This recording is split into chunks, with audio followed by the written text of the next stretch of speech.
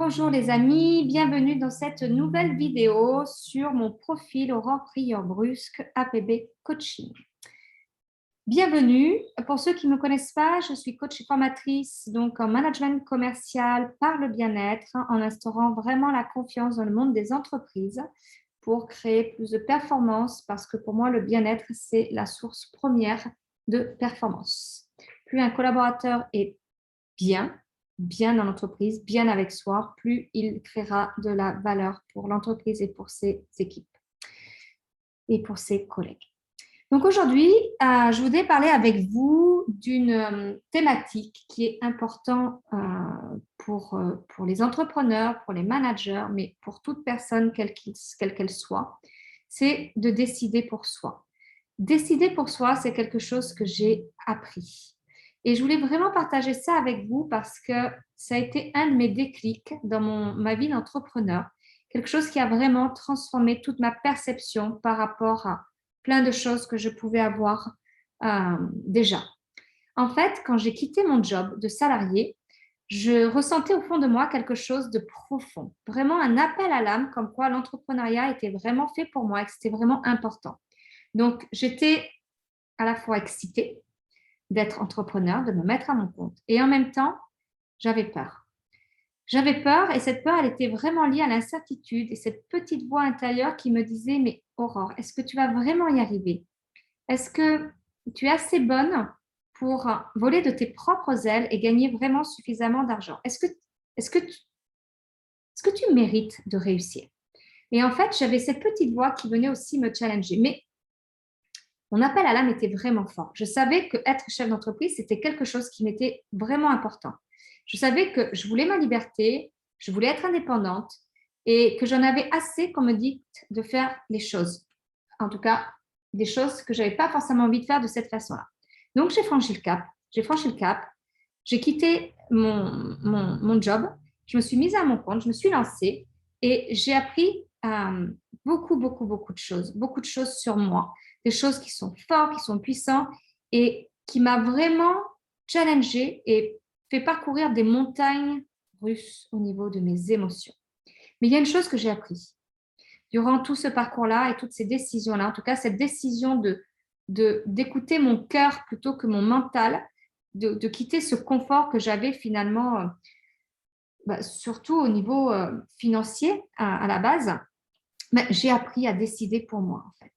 Et on peut avoir cette tendance fâcheuse de croire que c'est facile de décider pour soi, qu'on peut le faire de manière aisée. Mais en fait, c'est faux. C'est vraiment une illusion. C'est pas facile d'avoir cette responsabilité de décider pour soi, bien au contraire, en fait. Parce que ce que je me suis aperçue, c'est que je n'avais plus personne pour me dire ce qui était bien ou mal dans mes avancées, dans mon évolution professionnelle. J'avais plus de garde-fou, en fait. Et j'ai vraiment pris conscience que tout notre fonctionnement interpersonnel, en fait, il était fait que de validation extérieure. On était toujours en quête de valider ce que l'on faisait par les autres, par vraiment aller chercher cette quête de validation en extérieur.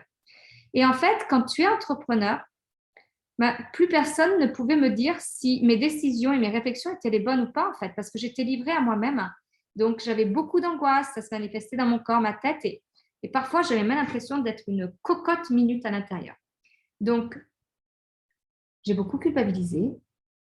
J'ai eu cette croyance d'illégitimité qui m'a suivie pendant très longtemps, un petit peu comme ce syndrome de bon élève, là, vous savez, qui nous suit, parce qu'on nous dit toujours ce qui est bien de faire, pas bien de faire, comment il faut faire. Alors, j'avais confiance quand on me disait les choses, et là, en fait, je me retrouvais un peu livrée à moi-même, comme si j'avais plus de sécurité intérieure parce que j'avais plus cette validation extérieure. Mais en fait, c'est normal, en fait, quand on y réfléchit bien, parce qu'on a été élevé comme ça, on a été élevé avec des limites, on a eu une éducation, on a fait des études, et tout ça, ça nous a mis sur un chemin qui était déjà banalisé, qui était déjà sécurisé. C'est comme si on était sur une autoroute qui était déjà destinée et dessinée pour nous, en fait. Et quand on devient entrepreneur, ce chemin, on le redessine complètement. On va choisir les couleurs, on va choisir les paysages, on va choisir les arbres, on va choisir ses fleurs, on va choisir tous les détails que l'on veut de voir harmonieux et réjouissants. mais ça demande de décider, en fait, de prendre des décisions. Donc, c'est magique parce qu'on est vraiment dans cette liberté de faire des choses qui nous plaisent, mais en même temps, c'est terrifiant parce qu'on ne sait pas exactement où on va et on ne sait pas si c'est bien ou mal parce qu'on a des enjeux qui sont très différents d'une personne à une autre, mais on a des enjeux pour notre famille, on a des enjeux économiques, on a des enjeux pour payer nos charges, pour réaliser nos désirs. On a des enjeux, donc c'est magique, mais c'est aussi terrifiant. Et je pense que ce que j'ai aussi compris, c'est que cette solitude de l'entrepreneur dont on parle souvent, bah, ça vient de là en fait, car on peut se sentir seul, on se sent seul, et on doit défier nos peurs et notre système de croyances. Donc, on va développer notre créativité, notre confiance en soi, et on va surtout se faire confiance. Parce que une chose qui est certaine, et ça a vraiment fait sens à ce moment-là, quand j'ai vraiment eu ce déclic, c'est que j'ai vraiment pris conscience que la seule personne qui va créer cette validation extérieure, elle viendra uniquement de moi et moi seule. Parce que je suis responsable de toutes mes décisions, je décide pour moi. Et quand vous êtes dans cette position de chef d'entreprise, vous êtes responsable de vos décisions parce que vous décidez pour vous, en fait. Vous décidez de ce qui va être bien, de ce qui va être mal. Vous allez faire des expériences, vous allez réussir, vous allez échouer, mais c'est juste des expériences, en fait. Et on passe de cette énergie masculine, en fait, quand on est chef d'entreprise, où on va chercher comment on fait les choses, on va chercher cette validation extérieure du modèle un peu patriarcal qui va dire oui, ça c'est bien, ça c'est pas bien, etc., à une énergie beaucoup plus féminine, en fait, qui est juste de faire confiance en soi et en sa capacité de réflexion, vraiment à cette intuition intérieure, à toute cette guidance que l'on peut avoir à l'intérieur de soi. Et à partir de ce moment-là, on va relier notre intuition à nos expertises, notre savoir-être et toutes nos compétences, en fait. Et on va donner du sens dans tout. Donc, on va vraiment être dans cette reliance de l'énergie masculine à féminine parce que ça va passer uniquement par nous, en fait. On va quitter la validation extérieure. On va quitter cette dépendance aux autres qui nous entretient dans notre manque de leadership. On est leadership. Donc, je pense qu'il faut vraiment se poser la question de savoir vous, à quel moment vous remettez votre pouvoir aux autres, en fait? À quel moment vous vous sentez illégitime? Qu'est-ce qui vient vous challenger? Parce que ce sont ces moments-là que vous allez évoluer le plus dans votre posture d'entrepreneur.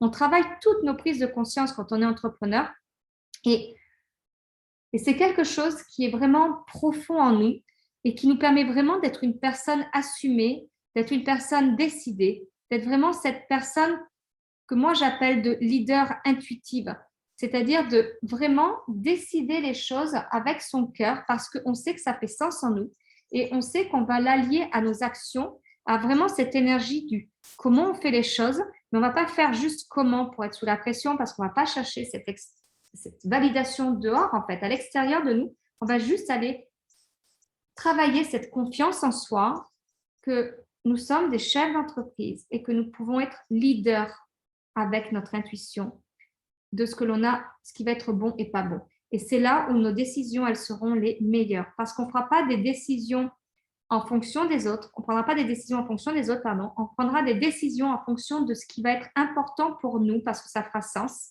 et que l'on assumera pleinement toutes les conséquences qu'il y aura derrière et tous les résultats qui pourront se manifester derrière.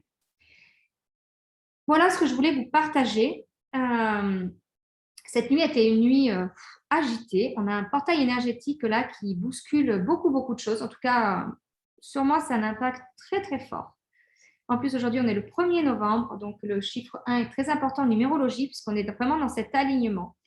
Et cette nuit, pendant 3 heures, leader intuitive a été juste fantastique pour moi. J'ai écrit mes 2 premiers lives de manière, je ne sais pas, écriture automatique, je ne sais pas comment on peut l'appeler, mais ça a juste été grandiose pour moi. C'était une expérience juste extraordinaire. Et je voulais vraiment vous partager cette vidéo parce que travailler son intelligence émotionnelle, ça fait vraiment partie de notre évolution, de notre grandeur, de notre réussite, en tout cas de ce qu'on a envie de mettre à ça. Voilà, donc je vous remercie pour cette vidéo. N'hésitez pas à vous abonner à ma chaîne YouTube. Également, pour ceux qui ne l'ont pas déjà fait, il y a à peu près une vidéo par jour qui sort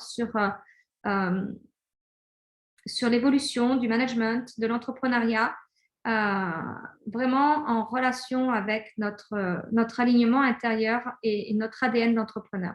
Et je pense que ce sont des thématiques qui font toute la différence dans notre mindset et dans la réussite de ce que l'on a envie de voir se manifester dans le désir de nos projets. Je vous remercie beaucoup. Je vous mets le lien en commentaire également de Leader Intuitive pour celles et ceux qui ont envie de nous rejoindre. Je vous embrasse et je vous dis à très vite.